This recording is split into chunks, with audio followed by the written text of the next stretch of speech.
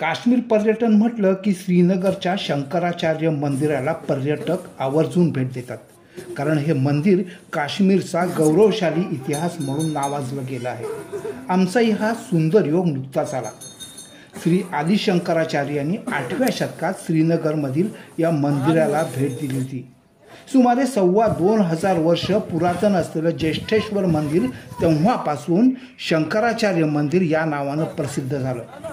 गोपाद्री नावाच्या डोंगरावर सुमारे 1,000 फूट उंचीवर हे मंदिर असून दर्शनासाठी 250 पायऱ्या चढाव्या लागतात.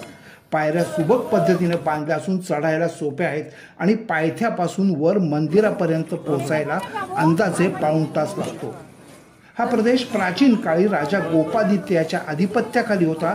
त्यामुळं या संपूर्ण भागास गोपकार क्षेत्र असे म्हणतात. या डोंगरावरून विस्तीर्ण दललेख इथल्या हाऊसबोट, श्रीनगरमधील टाउनशिप, क्षितिजावर बर्फाच्छादित हिमशिखरं आणि दुसऱ्या बाजूला घनदाट जंगल असं अप्रतिम नयनरम्य दृश्य दिसतं.